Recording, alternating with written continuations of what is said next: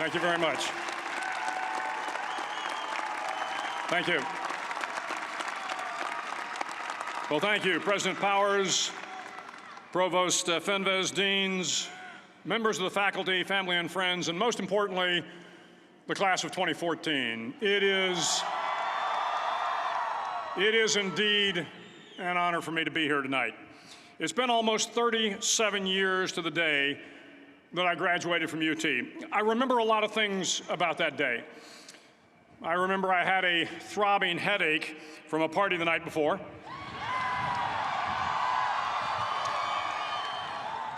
I remember I had a serious girlfriend, who I later married. That's important to remember, by the way. And I remember I was getting commissioned in the Navy that day. But of all the things I remember, I don't have a clue who the commencement speaker was, and I certainly don't remember anything they said. So acknowledging that fact, if I can't make this commencement speech memorable, I will at least try to make it short. So the university's slogan is, what starts here changes the world. Well, I've got to admit, I kind of like it. What starts here changes the world. Tonight, there are almost 8,000 students, or there are more than 8,000 students graduated from UT. So that great paragon of analytical rigor, Ask.com, says that the average American will meet 10,000 people in their lifetime. 10,000 people, that's a lot of folks. But if every one of you changed the lives of just 10 people, and each one of those people changed the lives of another 10 people, and another 10, then in 5 generations, 125 years, the class of 2014 will have changed the lives of 800 million people.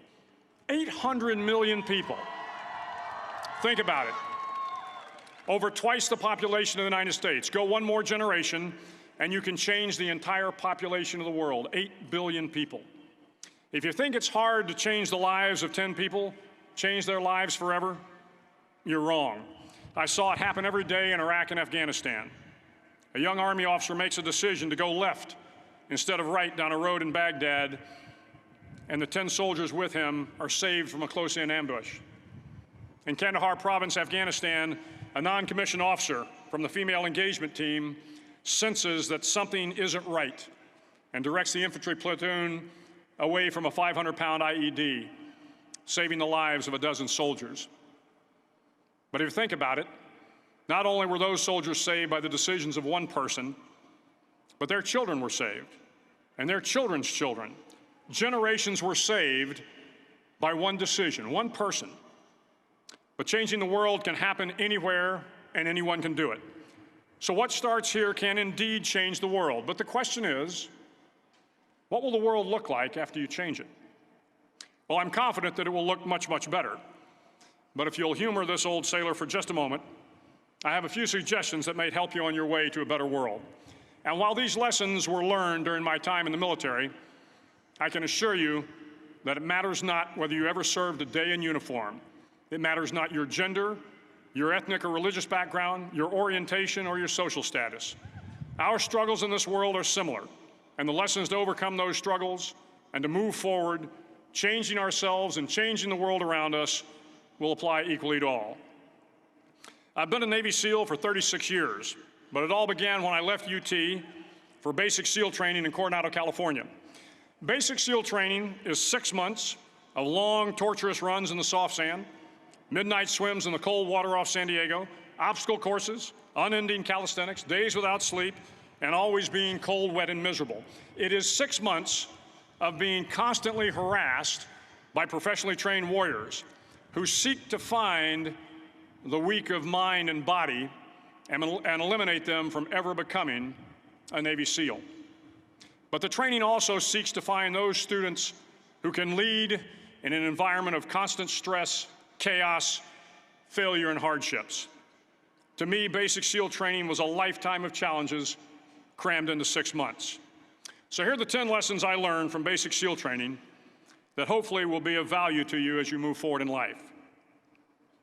Every morning in SEAL training, my instructors, who at the time were all Vietnam veterans, would show up in my barracks room, and the first thing they'd do was inspect my bed. If you did it right, the corners would be square, the covers would be pulled tight, the pillow centered just under the headboard, and the extra blanket folded neatly at the foot of the rack. It was a simple task, mundane at best, but every morning we were required to make our bed to perfection. It seemed a little ridiculous at the time, particularly in light of the fact that we were aspiring to be real warriors, tough, battle-hardened SEALs. But the wisdom of this simple act has been proven to me many times over. If you make your bed every morning, you will have accomplished the first task of the day. It will give you a small sense of pride, and it will encourage you to do another task, and another, and another. And by the end of the day, that one task completed will have turned into many tasks completed. Making your bed will also reinforce the fact that the little things in life matter. If you can't do the little things right, you'll never be able to do the big things right. And if by chance you have a miserable day, you will come home to a bed that is made, that you made. And a made bed gives you encouragement that tomorrow will be better. So if you want to change the world, start off by making your bed. During SEAL training, the students are all broken down into boat crews. Each crew is 7 students, 3 on each side of a small rubber boat, and 1 coxswain to help guide the dinghy. Every day, your boat crew forms up on the beach and is instructed to get through the surf zone and paddle several miles down the coast. In the winter, the surf off San Diego can get to be 8 to 10 feet high, and it is exceedingly difficult to paddle through the plunging surf unless everyone digs in. Every paddle must be synchronized to the stroke count of the coxswain. Everyone must exert equal effort, or the boat will turn against the wave and be unceremoniously dumped back on the beach. For the boat to make it to its destination, everyone must paddle. You can't change the world alone. You will need some help.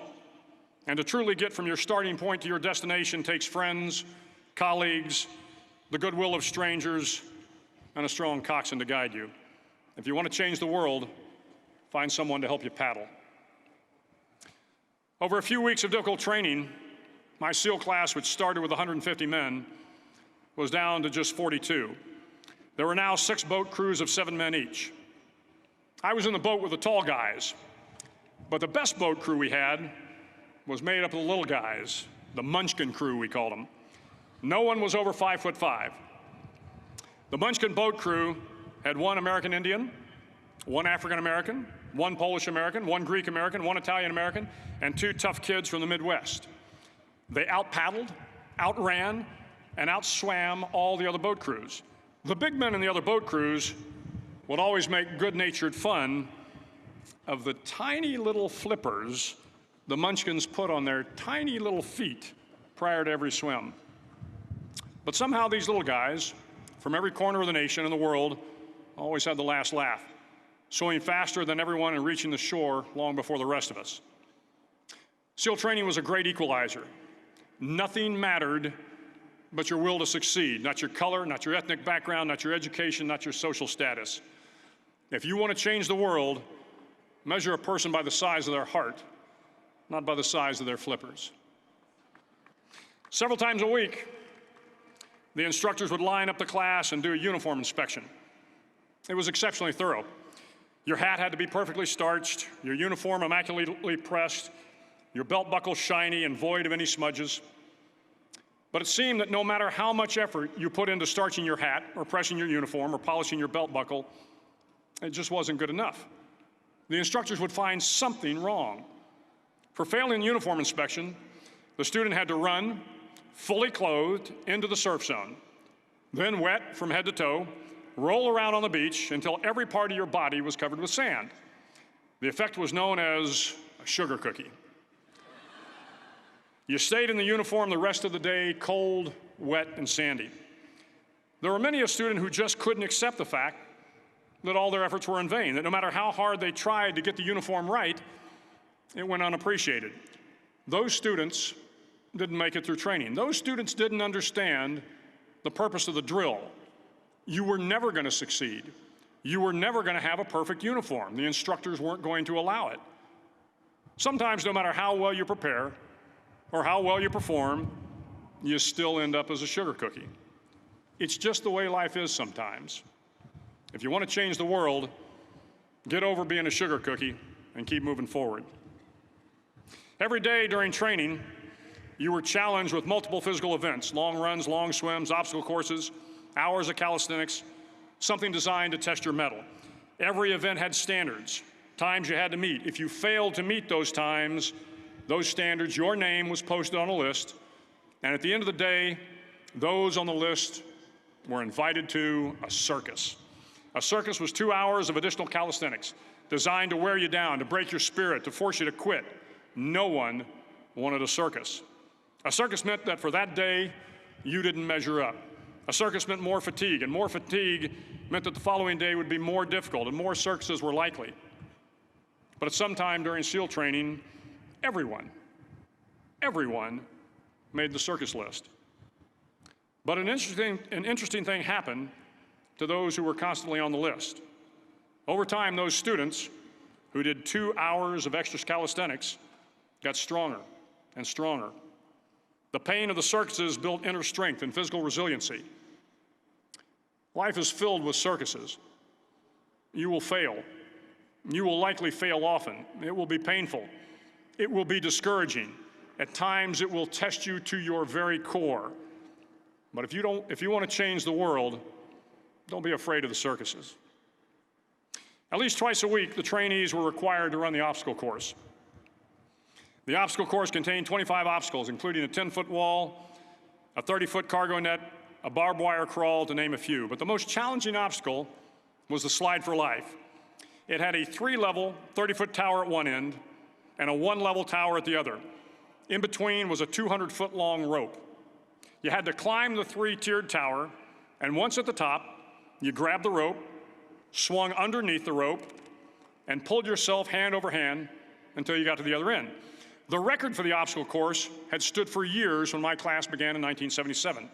The record seemed unbeatable until one day a student decided to go down the slide for life head first. Instead of swinging his body underneath the rope and inching his way down, he bravely mounted the top of the rope and thrust himself forward. It was a dangerous move, seemingly foolish and fraught with risk.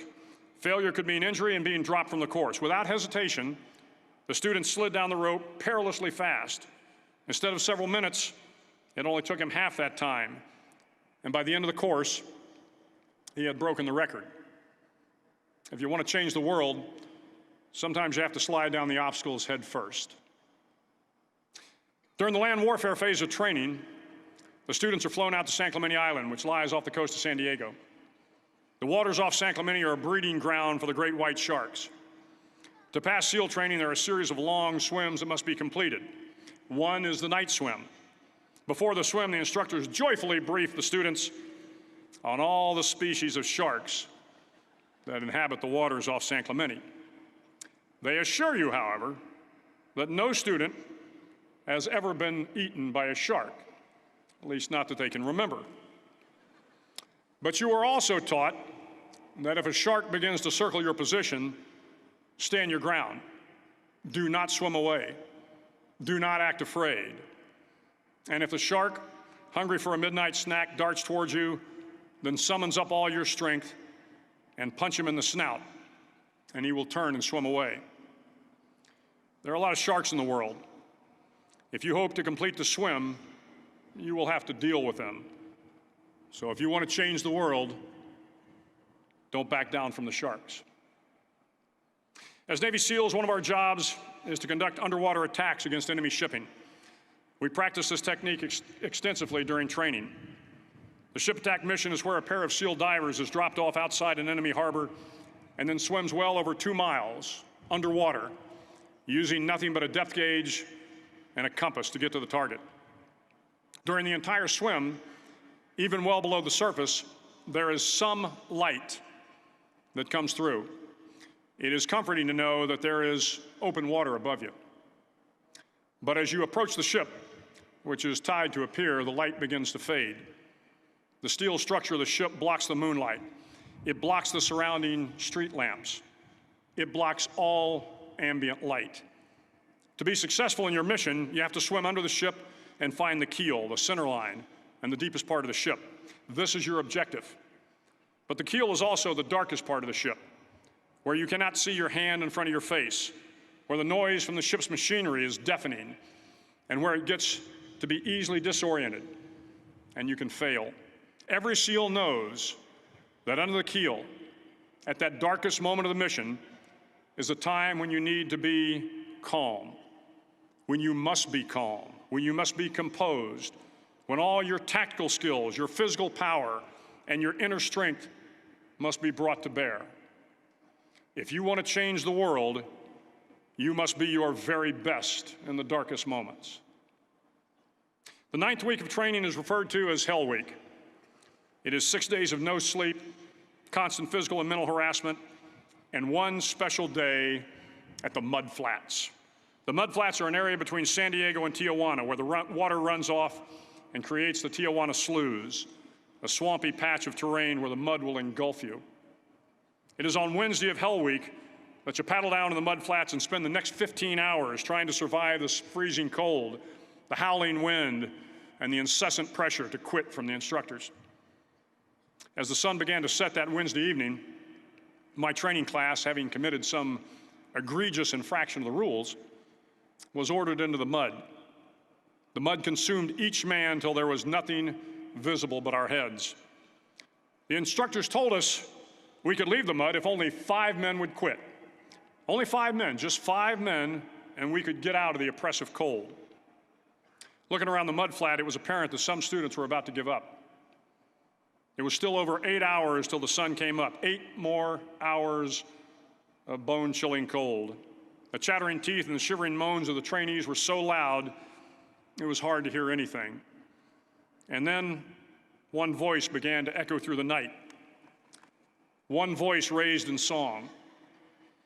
The song was terribly out of tune, but sung with great enthusiasm. One voice became 2, and 2 became 3, and before long, everyone in the class was singing.